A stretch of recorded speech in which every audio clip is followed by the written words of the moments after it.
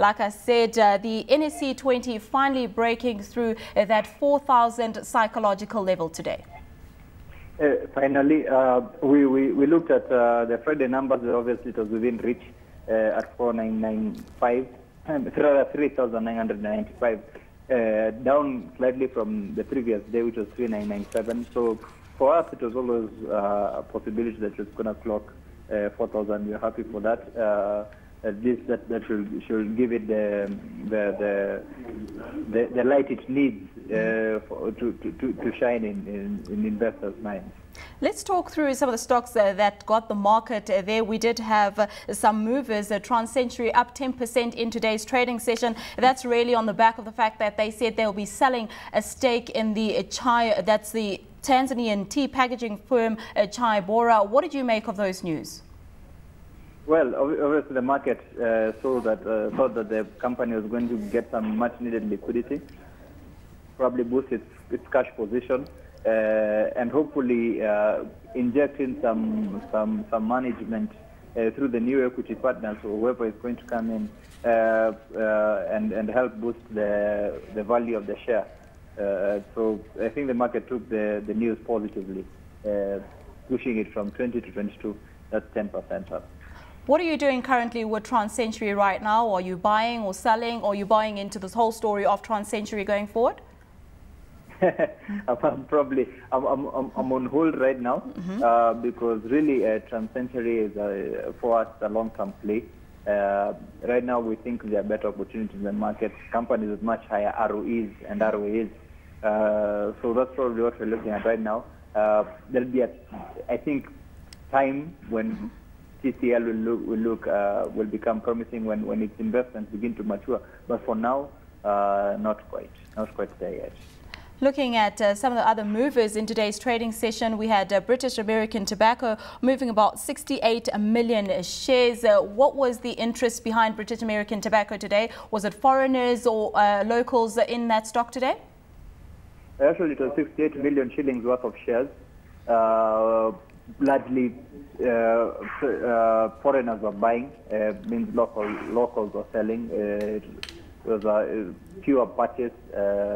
So we obviously one of the favorites of foreign investors in the Nairobi stock market. So yeah, that's what drove it today. And we had Kenya Airways moving about 27 million shares in today's trading session. We know that Kenya Airways has been in news for the wrong reasons. What do you make of Kenya Airways right now? Well, again, foreigners transactions, 27 million shillings worth purchase, 27.4 million shillings worth sales. It seems like someone didn't like the story.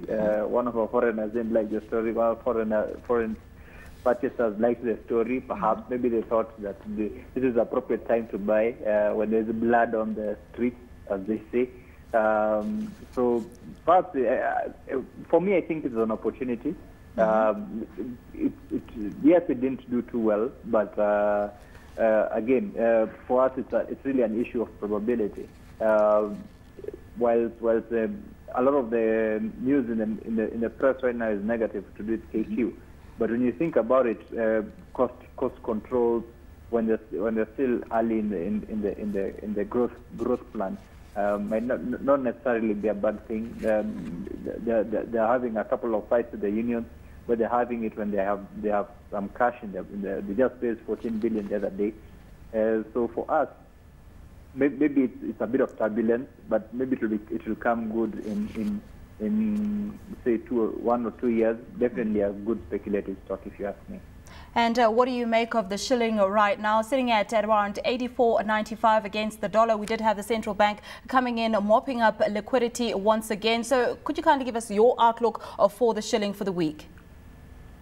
Well, for me, I think I mean, it depends on the efforts of the central bank, because really, yes, the shilling has come under some pressure, especially with external shocks seem likely, especially with the issues in the Middle East.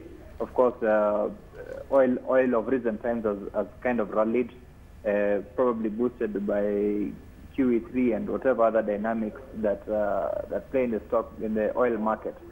So there's been some weakness in the shilling. Also, the general downward trend on a month-on-month basis may have something to do with it. But slowly we're seeing yields coming up, so that might offer some strength to the shilling. Obviously, also political risk is an issue. We're going into elections next year, so there's still some tentativeness to hold the shilling long. But for me, if you ask me, I think in the short run we might see some range-bound volatility as the market tries to feel what direction things will be coming, especially right now that oil prices have moved up in the country, and there's this fear of inflation. So eating into the currency's strength, value. So it's still a bit of weakness there, but let's see if the current CBK's interventions will work.